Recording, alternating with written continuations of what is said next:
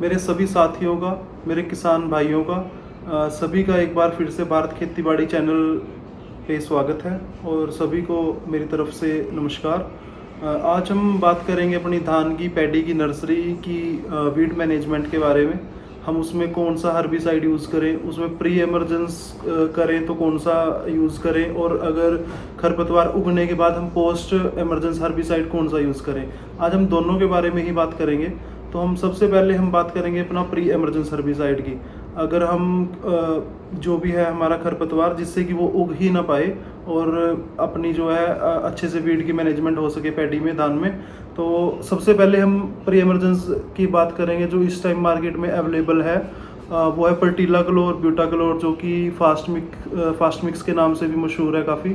और पर्टिला क्लोर है जो अपना वो सिजेंटा कंपनी का रिफिट और रिफिट प्लस के नाम से मशहूर है, जो कि एक 50% EW में आता है, और दूसरा कि 37% EW एंड W.W की फॉर्म में आता है, जो कि अपना DSA फार्मूला के बेस्ड होता है, जो कि पानी में घुलनशील होता है और अच्छे से एकदम पूरे पानी में अच्छे से फैल जाता है और अच्छे से अपना कार्य करता है। तो हम उसी के बारे में आज बात करेंगे कि आप कौन सा हर्बिसाइड लें और कितनी डोज उसकी यूज़ करें। तो हम सबसे पहले बात करते हैं पर्टिला क्लोर की। तो पर्टिला क्लोर जो 50% EC आता है, उसका हम आधा लीटर यूज़ कर सकते हैं 500 ml पर एकड़ के हिसाब से, जो कि अपना इमल्सिफायर फॉर्म में होता है, जो कि पेट्रोलियम अच्छे से फैल जाता है पानी में, घुलनशील होता है अच्छे से, तो आप उसका भी यूज़ कर सकते हैं। और अगर किसी के पास, किसी के खेत में जैसे रेतला वाहन है या फिर जिस पे पानी ज़्यादा देर नहीं टिकता, तो उसमें हम 600 ml की डोज रिफिट प्लस वाला टेक्निकल भी यूज़ करते हैं, पर्टिला क्लोर 37% की फॉर्म में आता है, जो EW की फॉर्म में, क्योंकि उसका जो काम करने का तरीका है वो अपना जो लेयर है जो बनाएगा, वो बनाएगा धरती पे लेयर बनाएगा। और जो पर्टिला क्लोर 50% वाला है वो ज़्यादातर जो लेयर बनाता है अपनी, वो बनाता है पानी में। तो हम अगर किसी के पास पानी नहीं टिकता, ज़्यादा देर नहीं रुकता, मतलब 1 दिन या 2 दिन ही रुक पाता है पानी, तो हम उसमें अपना पर्टिला क्लोर 37% वाला जो है रिफिट प्लस जो आता है अपना, जो कम पानी में भी अच्छा काम कर देता है, तो हम वो वाला यूज़ करेंगे उसमें। और उसके साथ साथ अगर जैसे साइप्रस रोटेंडस है, जिसको हम डिल्ला भी बोल देते हैं, डिल्ला मोथा जो भी, अगर हम उसको भी कंट्रोल करना चाहते हैं, किसी किसी के खेतों में बहुत ही ज़्यादा होता है वो, तो उसके लिए हम यूज़ कर सकते हैं, अपना आता है पायरोजोसल्फरान आता है उसमें 10% में, हम उसका यूज़ कर सकते हैं 80 ग्राम पर एकड़ के हिसाब से।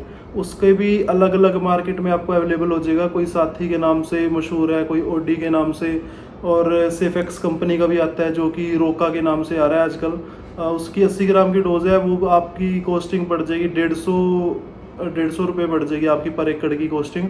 तो आप वो पेड़ की बात करेंगे, जिसमें कि हम अगर खरपतवार उगाते हैं तो उसमें हम कौन कौन सा हर्बिसाइड यूज़ करें।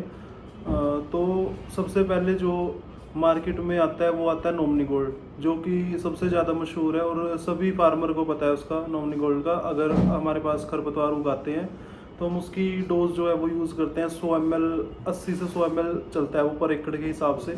तो अलग अलग नाम से मार्केट में अवेलेबल है वो, अलग अलग कंपनी का, चाहे वो सेफेक्स होगी, चाहे आपकी सिजेंटा होगी, चाहे बायर होगी, हर कंपनी का अवेलेबल है। जिसमें कि टेक्निकल होता है बिस्पायरिवेक सोडियम, जिसको हम 3 से 4 पत्ती की अवस्था में ही यूज़ करते हैं।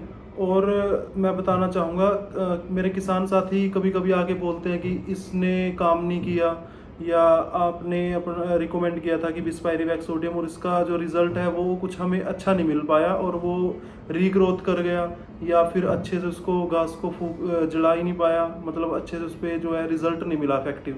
तो मैं बताना चाहूँगा, सबसे जो उसका कारगर जो अपना तरीका है, उसका सबसे बेस्ट रिज़ल्ट मिले जिससे, उसमें बताया जाता है कि अपना अच्छे से नमी हो।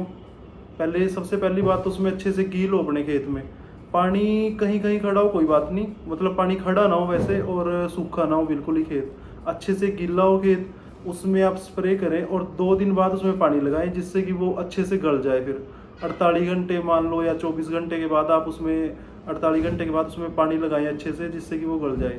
और दूसरी बात, अगर खरपतवार अपना ज़्यादा ही अभी छोटा है या फिर 4 पत्ती से ज़्यादा हो चुका है, तो उस पर भी इफेक्टिव रिजल्ट नहीं मिल पाता। तो कोई कोई फार्मर ज़्यादा जल्दी के चक्कर में पहले ही उसको 9 को अपना बिस्पायरिवेक सोडियम को यूज़ कर लेता है, जिससे उसका अच्छा रिजल्ट नहीं मिल पाता। तो उसका क्या होता है बाद में, या तो घास जल ही नहीं पाता, और अगर जलता है तो वो जल्दी ही रीग्रोथ कर जाता है। चाहे आप ट्रैक्टर ब्रांड का कर रहे हो, किसी का भी कर रहे हो, तो फिर उसमें शिकायत आती है। तो आप अच्छे से अपना देख के इस हिसाब से करें कि कम से कम 4 पत्ती का घास हो जब हम बिस्पायरिवैक्स सोडियम का इस्तेमाल कर रहे हैं।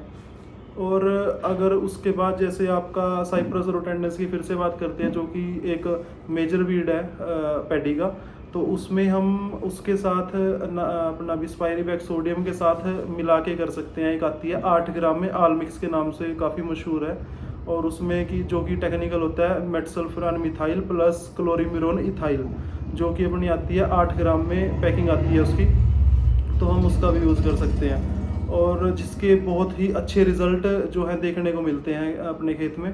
तो आप ये पोस्ट इमरजेंस हर्बिसाइड यूज़ कर सकते हैं। उसके बाद जिन्होंने सीधी बिजाई करी है, डायरेक्ट सीडलिंग करी है, अपने फार्मर किसान भाई पूछते हैं कि हम कौन सा हर्बिसाइड यूज़ करें, तो मैं उनको बताना चाहूँगा एक बायर कंपनी का आता है जो कि एक्टिव काउंसिल के नाम से आता है, और उसका भी यही कारण रहता है कि किसान भाई एक बार संकोच करते हैं उसको यूज़ करने में, क्योंकि उसका भी रिज़ल्ट जो है अच्छा नहीं मिल पाता। तो मैं स्पेसिफिकली इसी की बात करूंगा, बायर के काउंसिल एक्टिव की। तो ये जो काम करने का इसका तरीका है, वो करता है बिल्कुल छोटा हो जब घास 2 पत्ती का, 2 पत्ती की अवस्था में जब अच्छे से उसकी स्टेज 2 पत्ती की स्टेज में हो, तो वो बहुत ही अच्छा और बेहतर रिजल्ट देता है। तो आप बायर का काउंसिल एक्टिव भी यूज़ कर सकते हैं।